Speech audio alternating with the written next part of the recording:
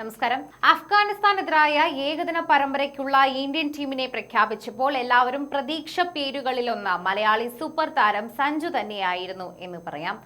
കാരണം അപ്രതീക്ഷിതമായ പല മാറ്റങ്ങൾക്കും വരെ ഒരുക്കുകയായിരുന്നു സഞ്ജു ചെയ്തത്. അതുപോലെ പല തീരുമാനങ്ങളും നമ്മൾ ഇതിനിടയിൽ സഞ്ജു ആരാധകർ എന്ന നിലയിൽ കണ്ടിട്ടുമുണ്ട്.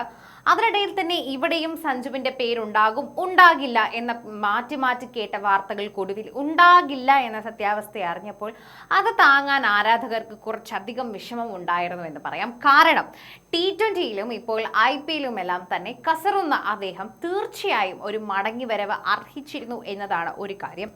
2023 ശേഷം ഏകദിനത്തിൽ കളിച്ചിട്ടില്ലാത്ത സഞ്ജു ബാക്കപ്പ് കീപ്പറായി ഇത്തവണ ടീമിൽ ഉണ്ടാവുമെന്നാണ് എല്ലാവരും പ്രതീക്ഷിച്ചത്.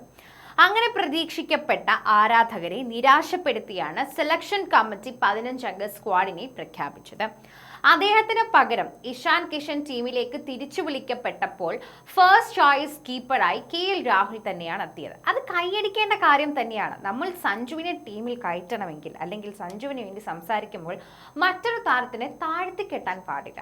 KL രാഹുൽ നല്ലൊരു താരം തന്നെയാണ്. അദ്ദേഹം ഫോമിൽ നിൽക്കുന്ന ഒരു താരം തന്നെയാണ്. സഞ്ജുവിനേക്കാൾ മുകളിലാണോ താഴെയാണോ എന്ന് ചിന്തിക്കുന്നതിനേക്കാൾ അപ്പുറം രാഹുൽ വന്നാൽ ടീമിന് എന്ത് മാറ്റം ഉണ്ടായിരിക്കും എന്നാണ് ആദ്യം ചിന്തിക്കേണ്ടത്. അവിടെ നമുക്ക് സഞ്ജുവിനെ കയറ്റിക്കഴിഞ്ഞാൽ എന്തൊക്കെ അവിടെ സംഭവിക്കാതിരിക്കാം എന്നതുകൂടി നമ്മൾ ചിന്തിക്കണം. ഏകദിന ടീമിൽ നിന്നും സഞ്ജു ഒരിക്കൽ കൂടി അവഗണിക്കപ്പെട്ടതുമായി ബന്ധപ്പെട്ട കൂടുതൽ വിവരങ്ങൾ ഇപ്പോൾ പുറത്തു വരികയാണ് എന്ന് എടുത്തു പറയാൻ സാധിക്കും. കോച്ച് ഗൗതം ഗംഭീർ മലയാളി താരത്തെ ടീമിലെടുക്കാൻ താല്പര്യം പ്രകടിപ്പിച്ചിരുന്നു എന്ന് നേരത്തെ വന്ന വാർത്തയാണ്. അങ്ങനെ പ്രകടിപ്പിച്ചെങ്കിലും അത് തടഞ്ഞത് ക്യാപ്റ്റൻ ശുഭ്മൻ ഗില്ലാണ് എന്നാണ് ഞെട്ടിക്കുന്ന സൂചനകളിൽ ലഭിക്കുന്നത്.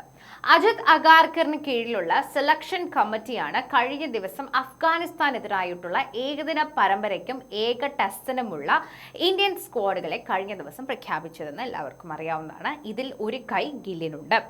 ഏകദിന പരമ്പരയ്ക്കുള്ള ടീമിനെ കുറിച്ചുള്ള ചർച്ചയിൽ സഞ്ജു സാംസന്റെ പേരും ഉയർന്നു വന്നിരുന്നുവെന്നും അത് താഴ്ത്തിക്കളഞ്ഞത് ഇപ്പോൾ വ്യക്തമാക്കുന്നത് ഗില്ലിന്റെ പേരിലൂടെയാണ്. ഗില്ലും സഞ്ജു നേരത്തെ തമ്മിൽ പ്രശ്നങ്ങൾ ഉണ്ടായിരുന്നത് കൊണ്ട് തന്നെ ഗില്ലിന്റെ പേര് സ്വാഭാവികമായി അവിടെ വരും. ഏകദിന ടീമിൽ സഞ്ജുവും വേണമെന്ന ആഗ്രഹം പ്രകടിപ്പിച്ചത് മുഖ്യ കോച്ച് ഗൗതം ഗംഭീർ തന്നെയാണ്. ഗംഭീറിന്റെ പെറ്റ് തന്നെയാണ് സഞ്ജു എന്ന് എല്ലാവർക്കും അറിയാം. T20യിൽ മലയാളി താരത്തെ ഇന്ത്യയുടെ ഹീറോയാക്കി മാറ്റിയ അദ്ദേഹം ഏകദിനത്തിലും ഇത് തന്നെയാണ് ലക്ഷ്യമിട്ടത്. പക്ഷേ ഗംഭീറിന്റെ അഭിപ്രായത്തോട് യോജിക്കാൻ നിലവിലെ ഏകദിന ക്യാപ്റ്റൻ ശുഭ്മൻ ഗിൽ തയ്യാറായില്ല.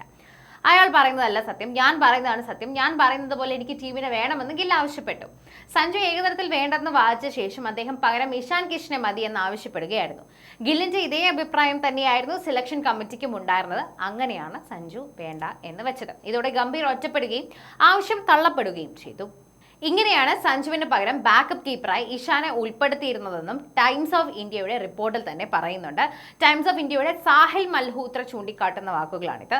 സഞ്ജു സാംസണിനോട് ശുഭ്മൻ ഗില്ലിനോടുള്ള അനിഷ്ടം സംഭവം ഒരിക്കൽ കൂടി മറന്നേക്ക് പുറത്തു വരികയാണെന്നാണ് ഇതിലൂടെ മനസ്സിലാക്കാൻ പറ്റുന്ന ഒരു കാര്യം.